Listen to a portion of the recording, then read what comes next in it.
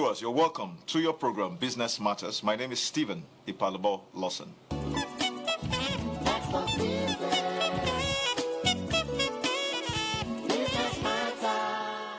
The world of business optimization is very important because so much in terms of insights can help us be able to drive business in a way that is going to be beneficial, both to the business person as well as the environment in which that business operates in. Let us have our business update.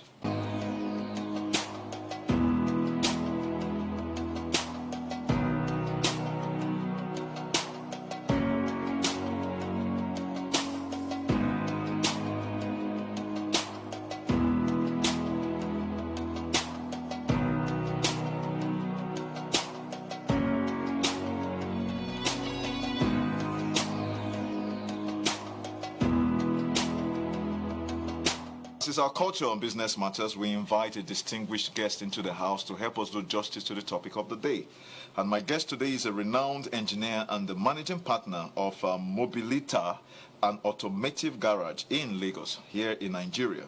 He's also a director at Topstep, a renewable energy company with focus on solar AGRIC and electric vehicle. He has worked for Honda and BMW in Europe, Japan, and America before joining Topstep. He has a degree in engineering, obviously, a master's degree in operational management, and an MBA. Join me as I welcome Engineer Ola Olawuyi, managing partner of Mobilita, as we discuss the topic, business optimization process in the transport sector. How are you? Nice to meet you, sir. It's always good to have you on there. You know, I'm excited about meeting you again. I mean, Business Matter has been on for quite a while. And what we try to do is that when we have a topic, we reach out for the people who have distinguished themselves in the field to help us understand that topic and at the same time benefit our viewers. And you know how important media is, as a matter of fact.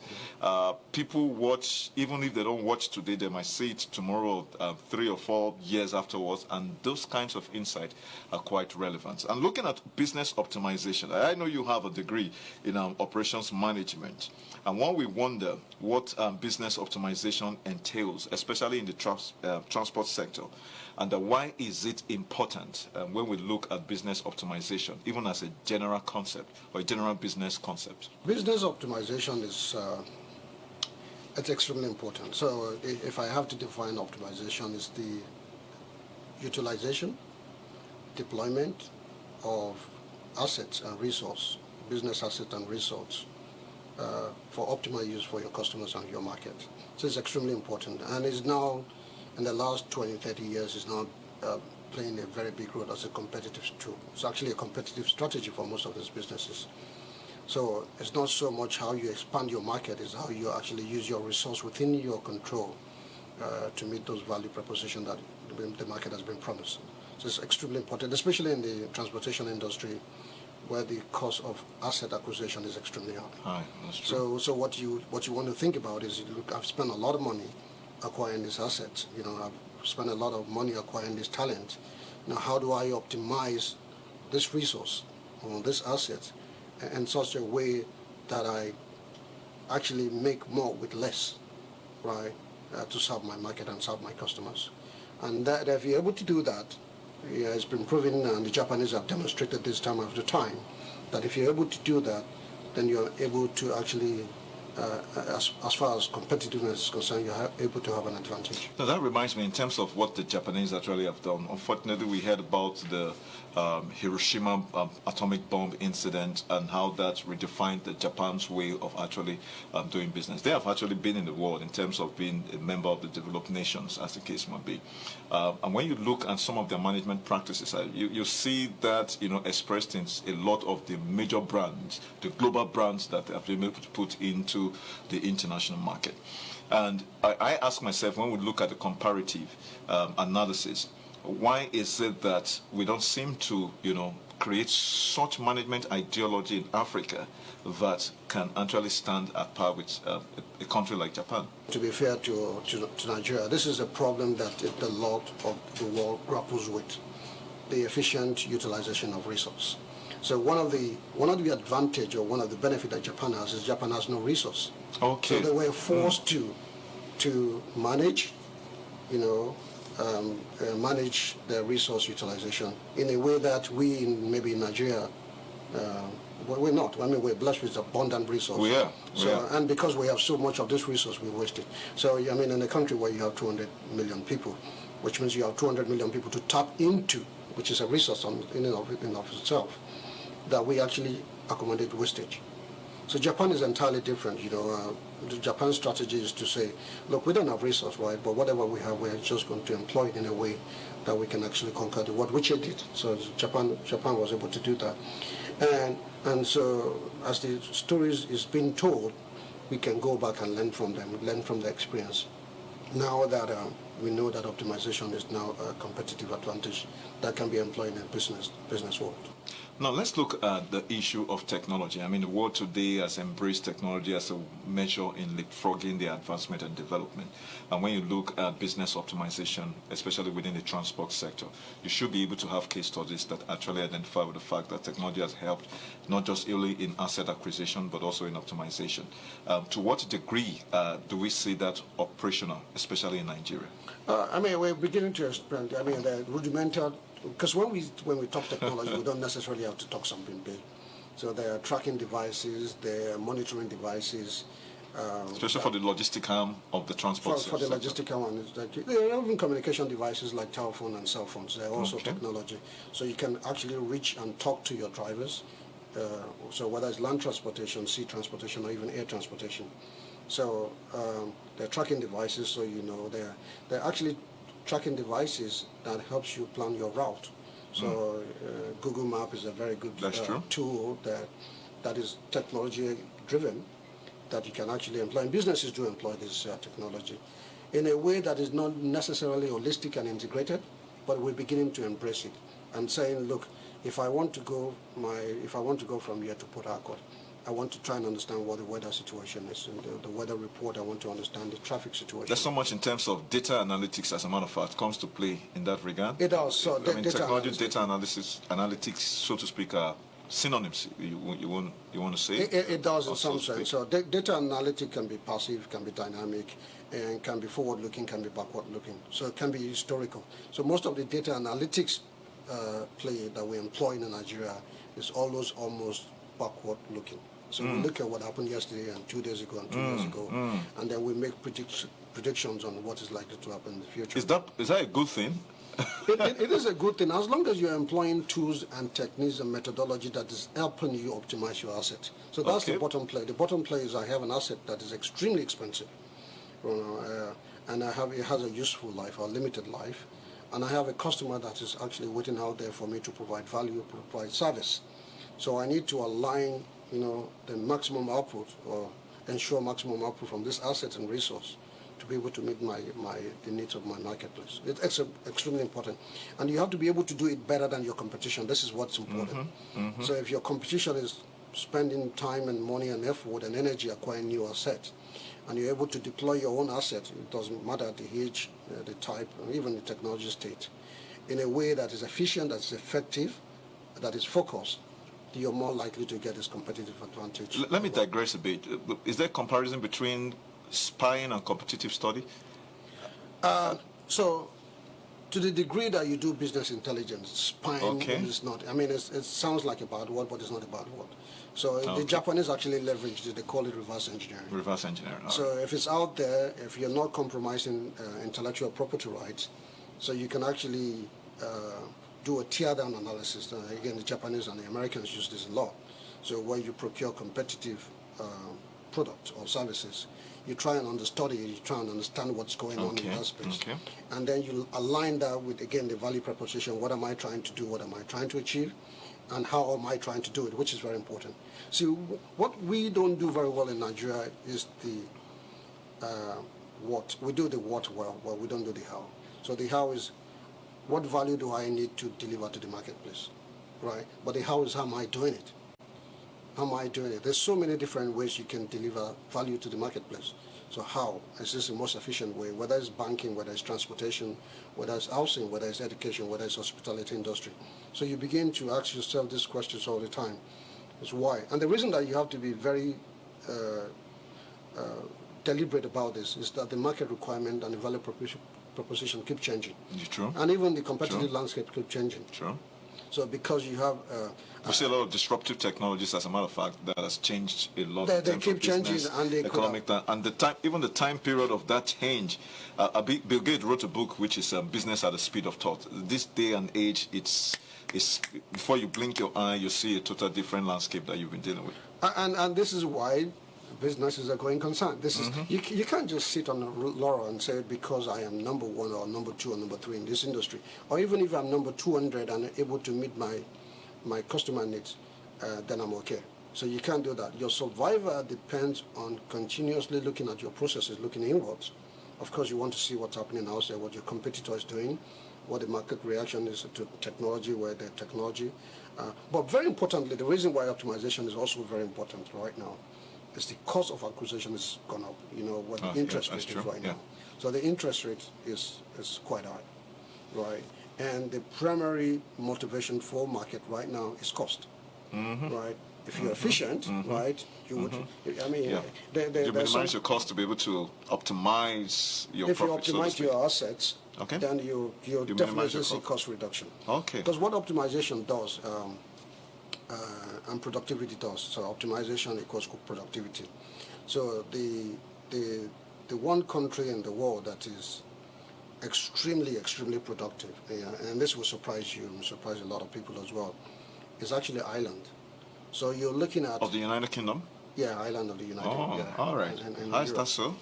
So you look at what one person can produce, you know, and not even China. I mean, what would no, China. China is actually a very wasteful country, you know. Ooh. Yeah. So China has the advantage that they have an expanding market. So the problem in America is America has a matured market. So America has a matured market. China and Nigeria has an expanding market. So in both countries, our markets are demand-led, demand-driven. And then the competitive landscape in Nigeria and China is not as aggressive as you have in Western Europe and you have in America. So, I mean, China is expanding. China still has about 40 million plus people, which is about 2/3 the size of the UK that are still in poverty. So China, because of the numbers, right? I mean, they're doing okay, and they've been able to do fantastically well in the last 10 years, 10, 15 years. But what you want to see is you want to say, as a businessman, if I was to invest $1 in you, how much can you output, right? So in Ireland, it's actually $150, $155 per person. Wonderful. Yeah. So that's quite high. It's really high. That's quite high. Really high. United States of America, with all the technology play quite high. And all the infrastructures, they're number 8 in the OECD countries. So what I'm trying to say, and in Nigeria it's quite bad. It's quite poor because things like wastages, leakages, defects, and bad quality product, rework and recall does not optimize assets. So you're making your assets do more than it should do in terms of value creation. Because I mean, you know, other than the discomfort that you impact your customers and your market, right? The asset utilization is just short, you know. And this is it. So when we engage our employees and our partners and our supply chain, because the supply chain is also very important. Where you buy from, who you buy from, when you buy, how you pay, how you make payments, when they innovate, how you store, how you transport, are all opportunities for you to optimize your process. So it's the whole chain. It's the whole value chain. The whole value chain. You can't break them, because at the end of the day, it's the output that matters, and all of those processes that brings about that output that ends up in the market obviously has to take recognition of optimization at every single unit or point in that process. Okay, well, we're going to go on a short break. As soon as we're back, Business Matters continues. Viewers, please stay tuned.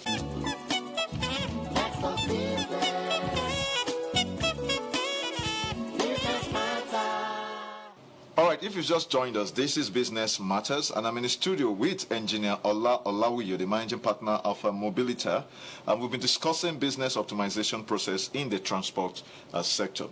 Engineer Ola, we were talking about so much in terms of the value chain optimization, as the case might be, the end product, which actually comes out at the end of the line.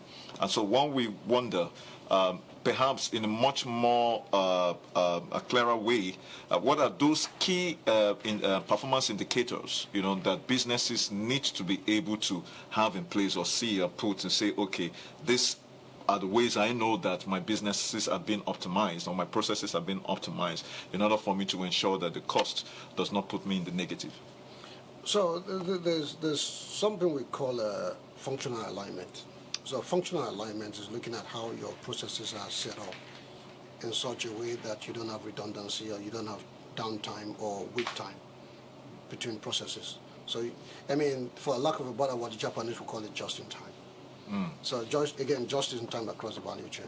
So what you're saying to yourself is, look, my processes are defined by the value I'm looking to create, right? And I need every single asset and every single resource within my value chain, creating that value, to be working. It's got to be, So I'm saying I have a machine A, machine B, machine C. Machine A feeds machine B, and the pace or the takt time of my process is the value by my market. So my order sheet determines, how I set up my process. So, I mean, business optimization in this regard is not actually theoretical. I mean, you're saying that implemented, especially in the fiscal operations. That's, for example, I know we're looking at transportation, but one we wonder if this applies to service industry as well. It does. So think about it this way: if my mandate as a transportation company is to move people from A to B, right? So the question is, how many people are you moving? And how do you right-size your buses, in this case if you're using land transportation, or how do you right-size your vessel if you're using water transportation? So this is extremely important. So you say, how do I right-size it? And knowing fully well that the requirement of the marketplace is dynamic. So because you have a solution for 1 day or 1 week or 1 month or even 1 year, does not necessarily mean that the solution carries across over the next period. So you also have to understand what your competitor is also doing as well. So your key performance indicators are driven by things that would ensure that you minimize or you zero down your downtime. Your uptime has to be optimal. If there are external factors that you seem are unable to control, so to speak, I mean, how does that play into the equation? I think it's a very convenient excuse that some lazy business people use. But sometimes the reality confronts you in operating in Nigeria. So that's why I asked you earlier, I think before we went on the break, is this just so much of theory, or we actually see the practical applications of, this ideology of business optimization in Nigeria? So the problem with human nature is this: if you're going to entertain excuse, you're not going to optimize. Okay. If I'm going to say because we operate in Nigeria, right, and it's quite insulting to the Nigerian customers, marketplace. So the Nigerian customers, the Nigerian marketplace, don't want any less than the American or the European counterpart. I don't want in service. As long as I am paying for value, it's a contract. You are going to provide me this, right? And then in return I'll pay you, right? So I don't want any less just because you operate business in Nigeria than if I was living in America, I was living in the UK or Japan. Now, so the goal of any business is to say that my goal is to attain or be better than the Chinese or the Japanese or the Europeans or the Americans, right? So that's where you start from. This is my goal. This is a moving target. So my goal is I want to be better. And this is what you tell your staff. This is what you even tell your assets, if your asset can talk back to you. That the reason I paid for you and I bought you is that you have to serve this marketplace in the most efficient way you can. And that's what's going to happen. So when you start to entertain, if you know what the problem is, then work towards solving the problem. If it's an input problem, you're not getting your raw material on time, you're having problem with the road network, Yes, I'm glad you mentioned that. Yeah. Because you have government policies that are tilted towards enabling the business environment, and that actually comes up because we know that the challenges in operating in Nigeria is there, and that itself reflects on the costs of at the end of the day. And then you want to stay afloat, you want to make money, you want to make profit, but I can't argue with the fact that you still must produce. That's the point of it. Well, but to make profit and to make money is not very difficult as long as you're meeting the marketplace requirement. If you're able to do that, and you're able to do that better than your competitors, you would make money. The Nigerian, I mean, it doesn't matter. I struggle with this notion that people think that Nigerians are willing to pay for substandard products and services. They're not. They want exactly the same standard, you know, and what we can do better, and we have the capacity and the ability to do that because it's an expanding market and we have extremely abundant resource, is we can do it cheaper than the Chinese. So we can do it cheaper than the Americans. We can do it cheaper than the Europeans, if only we focus on optimization. Right. So yeah, I mean. So that's to our business optimization, as a matter of fact, is to our own advantage, regardless of the challenging business environment we find ourselves. It is a competitive. It's a competitive advantage. So if you're able to imbibe optimization within your workplace, we're going to go places. So how do you view the issue in the major challenge for most Nigerian businesses, apart from access to finance and funds, being power and energy supply? You understand, within the business optimization mix, you understand, how does that play out? So that's what I'm saying. So if you're paying more for your asset than your counterpart, so if I'm paying, say I'm paying 10-20% more for my asset than my counterpart, then the onus is on me to make sure that my expensive asset is optimized. It doesn't make sense to use, you know, so I'm paying more for it, right? So if I can optimize my, there's the businesses in Nigeria that carry downtime as much as 20-30%. Wow. On an asset that is worth several millions of dollars. This is just madness, because, you know, you have other people that pay a fraction of, in other countries, a fraction of what you pay for your assets, and they have uptime of close to 90%, 95%, you know, and this translates into cost. You know, it's a cost which translates into value to your marketplace and your customers. All right. See, I need to ask this before we wrap up this conversation. And I have two other questions, but let me quickly ask, how do changing regulatory requirements impact the business optimization process in Nigeria especially, and in the transport sector in particular? Yeah, I mean, it does, and you would have to assume that the regulatory requirements and the changes that our government make and our leaders make is to enhance service delivery. So that's the assumption that we have to, yeah.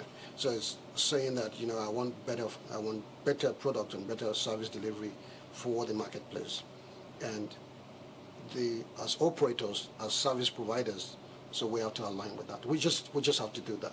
So it's the government helping us to do a better job for the market, right, without exploiting the market or without cutting corners. So that's the premise, that we have to look at policies and says, this policy is intended, you know, from a global viewpoint. When I say global, I mean national viewpoint, that we're able to operate and integrate with other sectors, because transportation sector is not the only sector in the economy. Yeah, I mean, the economy. But it plays a critical role. I mean, without transport, there are no logistics. Without transport, there are the movement of goods and services, obviously. And I think it's one of the most important sectors of the economy. It is an extremely important part of it. It is. Especially as the country begins to get diverse and we occupy more landscape and we break new territories and new frontiers. That is strictly true. But again, this is the decision that transport owners and transport providers would have to make. Do I get closer to my market, or do I get closer to my raw materials, or do I stay in between? It's a determination they have to make. Do I do air transportation? Do I do sea transportation? Do I do? I mean, in some lately, the adjustment people have been able to make in terms of courier deliveries, that now using bicycles and stuff like that. So, but those are the determinations we have to make in saying what kind of asset do I employ or deploy to make sure that these values that the customers and the market demand are met. All right, listen, I want this to be a bonus question. I know you have a background in electric vehicles as well as renewable energy. Yeah. Electric vehicle, so far so much in terms of, will you say, I mean, that was an innovation that came up as a result of the optimization of business processes, as well as what the market is, especially in Africa, in Nigeria in particular? I mean, you don't want to deliver a product or service that would benefit your market and enjoy your environment. So there's a role for electric vehicle. And so there's sustainable and environmental concern. Environmental sustainability obviously comes in. That's where the electric cars, as a matter of fact, have a major ace card. I mean, you would say. It is, you're right. But you also don't want to, especially in the transportation industry, you don't want to deliver service and say, I'm going to move people from A to B, right? And the end justifies the means and then damage your environment. So whether it's noise pollution, whether it's air pollution, you don't want to do that. So there is a place for electric vehicles. Electric vehicle has come. It's not necessarily demand-led, demand-driven market. It's a mandate market. So there's regulation in place by 2030 in some countries, 2035 in other countries, and in Nigeria actually by 2060. Oh, fair enough. I mean, that's quite a time. Some of us may not be here. Some will still be here. We will be here. 2060 is only 20 years away. So by 2060, 60% of our vehicles, on-road vehicles, have to be zero emission. So there's a place for electric vehicle. This electric vehicle is coming to stay, and it's going to be part of our transportation needs. Whether again is on land, on road, on air, on water. On sea, some of these boats are actually electric boats. Oh, really? Solar powered or electric powered? Yeah, they're battery powered. Battery powered. Okay. Yeah, they're battery. So battery powered electric boats. They're there. The technology that's in its advanced stage. In some countries in China and also in America, where our train is electric, cargo train. Okay. So the electric. So the carbon footprint for the electric vehicle, for example, it's not compared to that of a fossil fuel-driven vehicles, obviously. It is because electric vehicle. Do they have zero carbon emission? They do. So if you just look at the cars, it's zero carbon. So. This is outside of production, but that's a different discussion for another time. But electric vehicle itself, again, if you're thinking optimization, if you're thinking transportation, you have to start thinking, how do I integrate electric vehicle in its raw form into my asset mix? How do I make this work for me in a way that I deliver value to my marketplace and my customer without impacting or injuring the community in which you operate? Yeah. Okay. So this is extremely important. That makes a whole lot of sense. It's very, very important. All right. Thank you so very much, Engineer Ola. Apparently, this is a very interesting engagement. Having you here is always intellectually stimulating. I'm actually very, very always